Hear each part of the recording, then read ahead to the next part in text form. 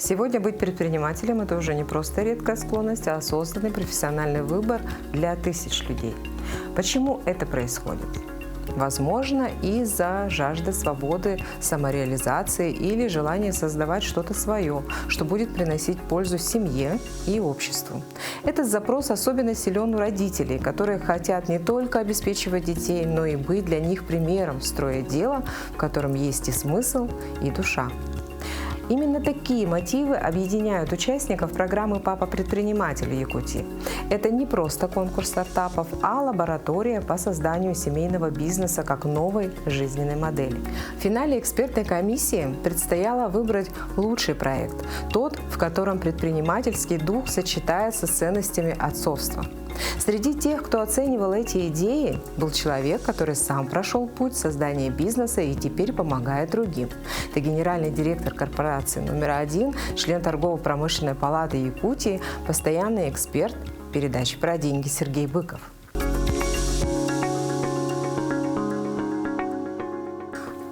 Сегодня мы поговорим о том, почему люди все чаще выбирают путь предпринимателя и как меняется сам его образ. Почему победила творческая столярная мастерская, а не очередной IT-стартап. И что Сергей вкладывает в понятие добытчик нового формата. И как такие программы в рамках нацпроекта превращают смелую идею в уверенный бизнес, снижая главный барьер – страх первого шага. Сергей, добрый день. Добрый день. Спасибо, что вы нашли время и вновь пришли в нашу передачу. Мы с вами будем продолжать говорить о начинающих предпринимателях, о помощи им, да, и вообще о вашей экспертной оценке их работы. И первый вопрос, который я хотела бы вам задать. Вот вы не так давно были членом экспертной комиссии в финале программы «Папа-предприниматель» в Якутии. Что лично для вас стало самым неожиданным или самым ярким в проектах участников, и что бы вы хотели выделить вообще в целом в рамках этой программы? Это меня в прошлом году еще пригласили. Я уже второй год участвую экспертом данной программы.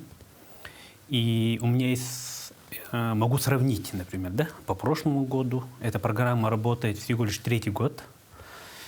И я бы хотел сказать, что я был приятно удивлен тем, что папы-предприниматели пришли не с идеями с гаража, не с мечтами, да, а уже подготовленными проектами.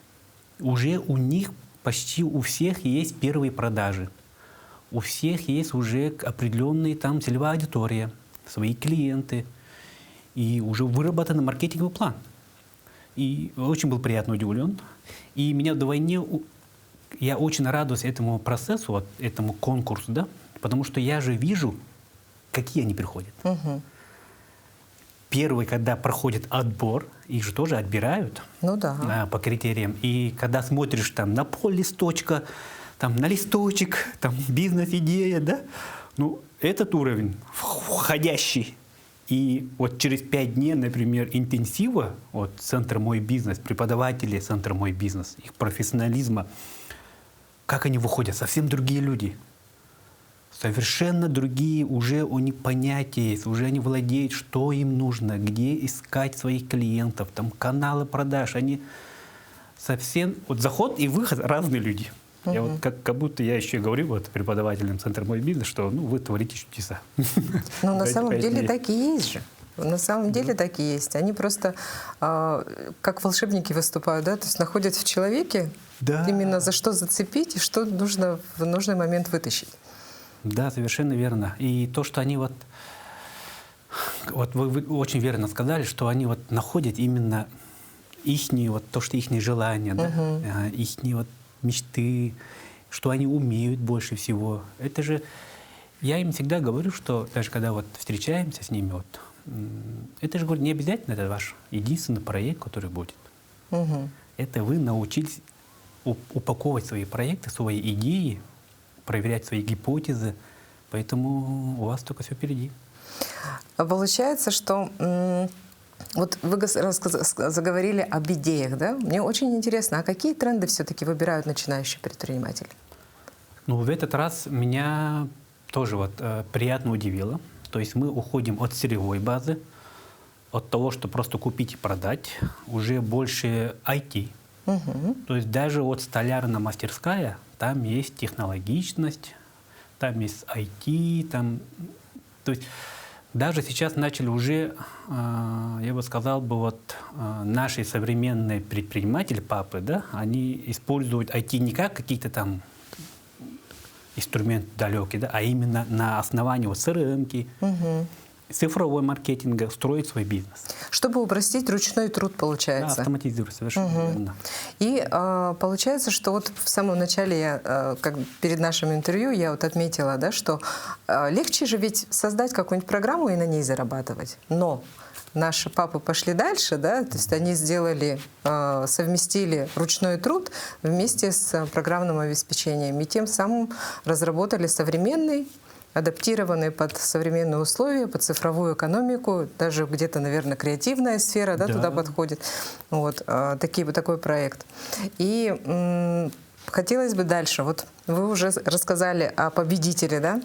Все-таки хотелось бы, чтобы вы рассказали, ведь это такой интересный проект. Вот расскажите о нем подробнее. И конкретно, что вас зацепило там, в этой идее?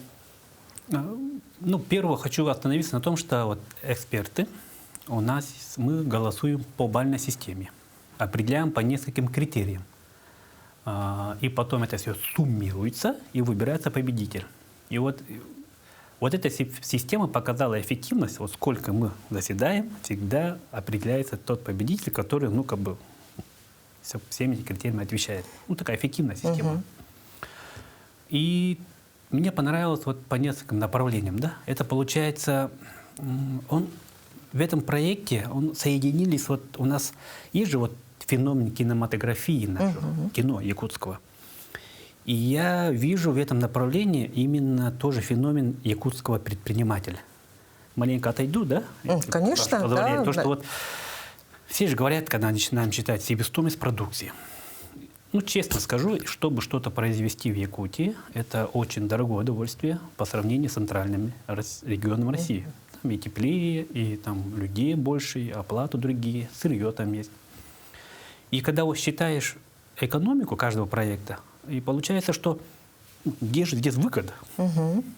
Но несмотря на это, у нас тут почти 60 тысяч предпринимателей, где 59 месяцев, как нам говорят, 12 месяцев зима, да? Остальное Да. Да, как ЖКХ говорит. Да, ЖКХ так. Да, и оплачиваем так же. Да. Ну да. И в этих условиях вот создавать такие какие-то интересные проекты. А вот по этому победителю я бы хотел сказать, что он соединил такие интересные вещи, например, вот какой-то новый штрих-код он создается. Наша вот культура, наши традиции превратить в бизнес. Плюс еще же, это же там родители приходят. То есть там отец пришел с сыном или с дочерью, и они вместе творят руками.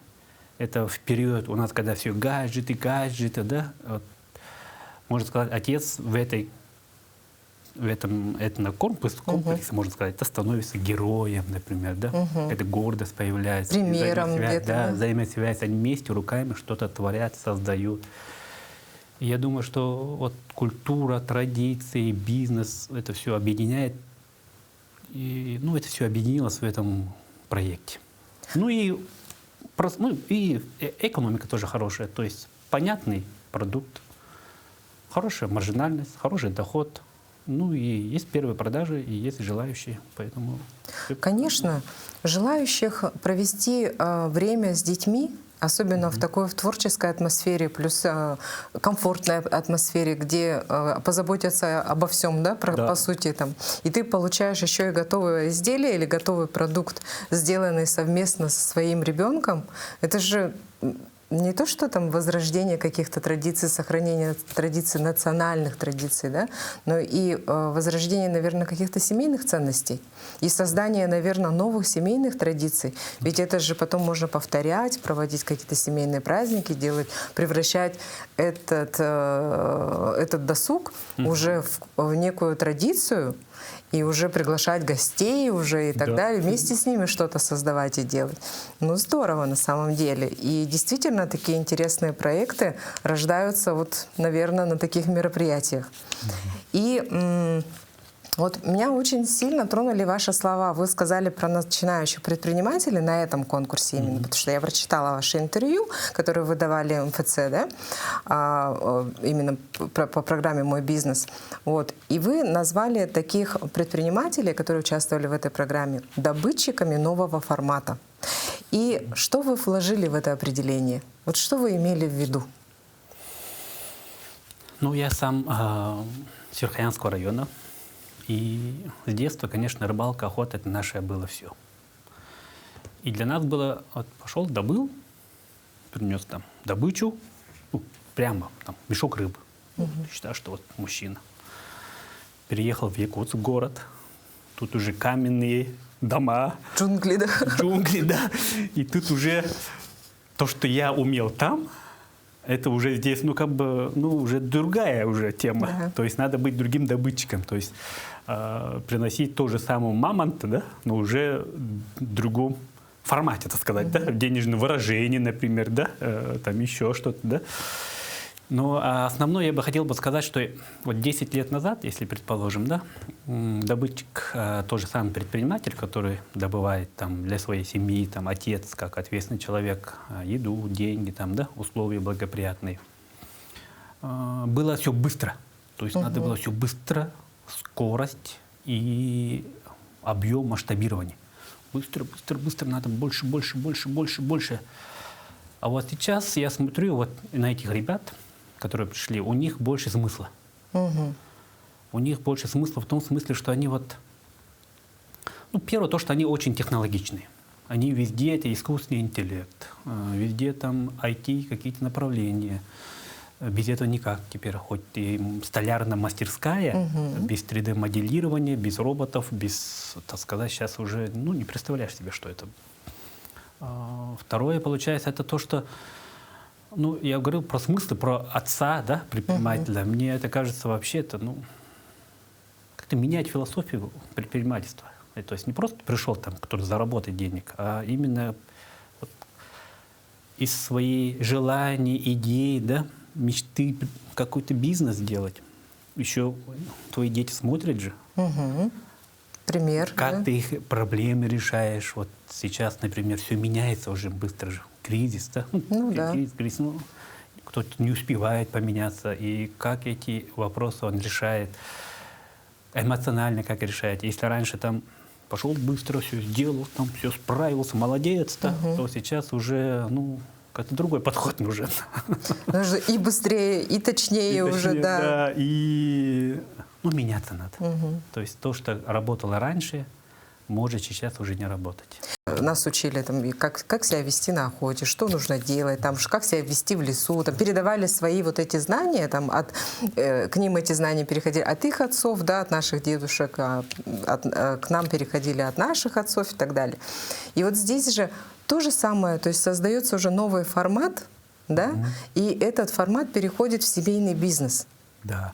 И ведь много примеров, вот на примере вашей семьи можно сказать, что ваш пример стал для ваших детей ярким, ну не знаю, как это сказать, даже повторюсь, наверное, опять словом примером, да, потому что ярким примером вы стали для своих детей, для того, чтобы показали, как можно адаптироваться из сельского жителя превратиться в городского, и как в городе начать зарабатывать и приносить добычу в свою семью теперь в другом уже формате. Правильно? Да, правильно. Совершенно верно. И вот расскажите все-таки, мне интересно, как вот после прошлого раза, когда мы с вами проводили, год назад, по-моему, год уже прошел, да? Вот мы с вами проводили интервью. Какие-то изменения есть вообще? Может, какие-то у вас впечатления, может, какой-то опыт для вас? Может, что-то поменялось в вашей жизни? Как наша передача повлияла на ход событий в вашей жизни? Ну, первое, это когда приезжаешь на слега, в районы, тебя узнают. О, мы же вас видели в телевидении. Вы там такие интересные там темы рассказывали. Я даже там мужа позвала, там, или жену позвала, вместе смотрели. И это как-то уже такая, ну, приятно же. Я же вас знаю, да. Второе, получается, тут мне написал один товарищ, да, после этого. И вот он говорит, я вот 3 года уже работаю. Вот вы говорили там про масштабирование, да, там то, что все хорошо, там занимаетесь бизнесом. А я вот, говорю, 3 года занимаюсь бизнесом и никак не могу вылезти из этого, сложности, проблем. И это чувствую себя неудачником, потому что в течение этих 3 лет у меня как будто ничего не поменялось. Я говорю, проблемы, это решает, это все. Я вот подумал тоже, да, тут перед тем, как с кем-то начать общаться, например, да, нужно сначала узнать, в каком положении он находится. То есть там рассказывать о том, что там все круто, классно, там новые технологии, да, когда у человека, например, там уже там кредиты, например, долги, да, или когда там уже там счета заблокированы, или там пристава приходят, да, и тут уже ему нужно помочь как это все стабилизировать, а не не развивать успешный успех, там, да, а стабилизировать его ситуацию, там, помочь найти определенные источники нового дохода, подсветить где-нибудь там ошибки, да, поделиться своим опытом, как это можно решать, да, потому что, шрамы, это и для меня, и третье получается для меня это как-то стало еще более ответственностью. То есть за то, что я говорю, за то, что я людям рассказываю, отношение к себе, например, больше ответственности, например, взять. Тут же главная задача, что как бы это неприятно звучало, может, многим, да, это взять ответственность за самого себя на себя. Мне кажется, вот как отца-предпринимателя, как как мужчину современного, да, вот это, мне кажется, это самое верное решение, которое он может принять в своей жизни. Где вы получили такой опыт? Вот я знаю, что вы являетесь членом торгово-промышленной палаты, и вы выезжаете в бизнес-миссии, которые организовывает торгово-промышленная палата. Это вот бизнес-миссия называется «Деловая Якутия», и выезжают в районы. Расскажите подробнее об этих мероприятиях. Как они проходят, какой опыт вы получили там, и вообще как сельские жители районов нашей республики, районных центров, да, относятся к этому? Когда речь идет о торгово-промышленной палате, мне сразу приятные воспоминания. Сразу приятный Я там уже недолго нахожусь в этой торгово-промышленной палате, больше года. И я вот благодарен тому человеку, который меня рекомендовал и который привел меня туда. Я считал, что это где-то там крупные компании, там корпорации, какие-то услуги, экспорт, как мне с моим маленьким микропредприятием, что мне там делать, да? Чем я могу там, быть полезен, да? Быть полезен, там, не знаю, что там же все А торгово-промышленная палата это не только про про бизнес, там, достижения, цифры, да, а именно это как общественная организация. То есть она, как вам, по-простому можно так объяснить, да? Везет и вести, да?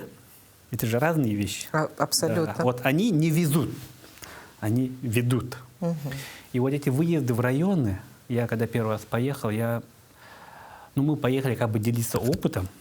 И, наверное, 50 на 50, даже, может быть, 40 на 60, то, что я еще больше узнал, чем поехал поделиться своим опытом. То есть, больше приобрел, получается. Больше приобрел, да. И очень приятно, когда вот через какое-то время вам пишут, звонят, находят телефон, да, и спрашивают, вы говорили об этом, вы говорили про то. И там же получается не просто там поделились, там, как круто, там, да, все это можно делать, да, а именно делимся именно то, что нельзя делать. По идее, да. Какие ошибки нельзя допускать. Да. Вот не делай это, тогда у тебя будет так. Там ошибки на миллион есть, пожалуйста, вот это не делай. Пока, там, например, да. А потом можешь попробовать, если когда у тебя там такие дорогостоящие ошибки, которые совершаем мы, я думаю, еще будем совершать это. Никто не застрахован. И вот торгово-промышленная палата, вот этим выездом в районы, я влюбился в торгово-промышленную палату. И вот всем рекомендую, тем, кто, например, хочет развиваться, хочет свою из самозанятости перейти, например, или из хобби перейти в бизнес, я прям рекомендую приходить, советоваться. Там же много дают советов, там очень много, как сейчас модно говорить, нетворкинг, общение. И такой легкий нетворкинг. То есть там нет такого, чтобы кому-то что-то доказать, какой-то там... Никакого давления, да? Никакого давления. Такой легкий, спокойный. Никто там не обесценит тебя, там, не принизит, все мягко, легко, душевно.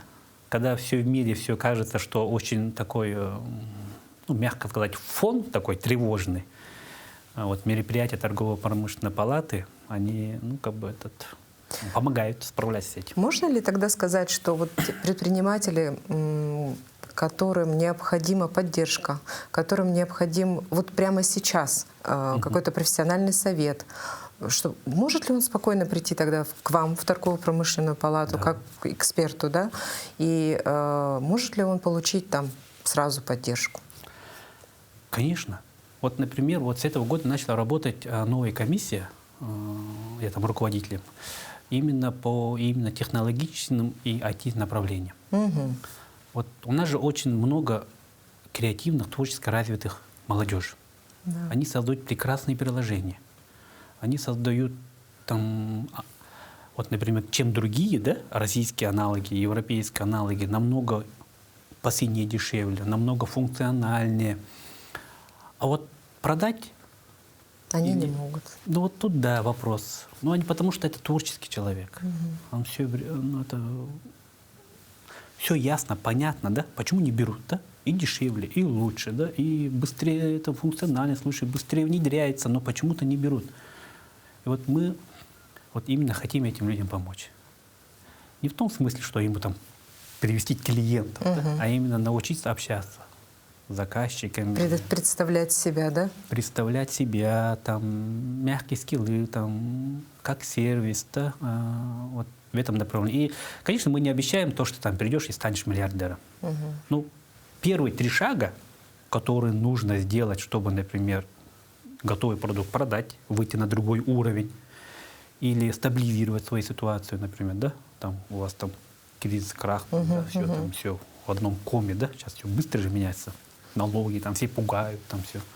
И, первые 3 шага можно спокойно мы подсказать. И если даже сами не сможем подсказать, то вот этот товарищ, предприниматель, там 30 лет работает, 40 лет работает, он это уже проходил.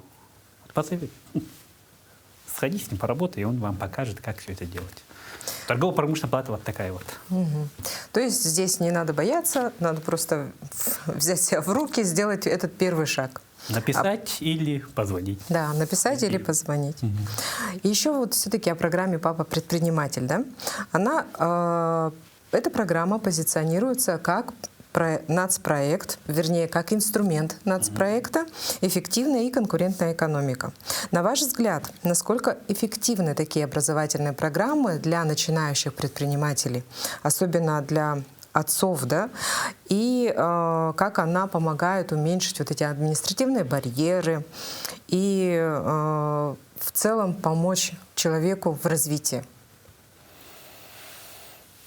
Я уже еще раз повторюсь, вот центр «Мой бизнес», да, который у нас в республике функционирует, вот, там очень много программ обучающихся, да, которые, если так пойти какие-то купить, они очень дорогие. То есть они вообще вот своим профессионализмом делятся, вообще учат очень хорошо. Почему об этом говорю? Я сам несколько лет назад учился. Там же проходил именно курсы в центре «Мой бизнес». Да. И когда открывал вот это направление, одно из направлений своего предпринимательства, я прямо там все вебинары, ни одну не пропускал. Онлайн включаешь, в фоновом режиме, слушаешь, как они это общаются. Там же предприниматели делятся, как они решали эти вопросы, как они регистрировали, как они получали сертификаты, как они авторские права там на IT-продукты свои там регистрировали. И есть же вот очень хорошая такая поговорка, да, ракета взлетела, да, но полетит ли она? Например, многие же думают, как открыть бизнес, а дальше как работать, например, да, как управлять бизнесом. Да. И этому всему, например, вот папа предприниматель, прямо все.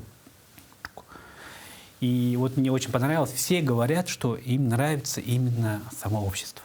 Вот они познакомились с другими, такими же, как они, заряженными, желающими что-то сделать.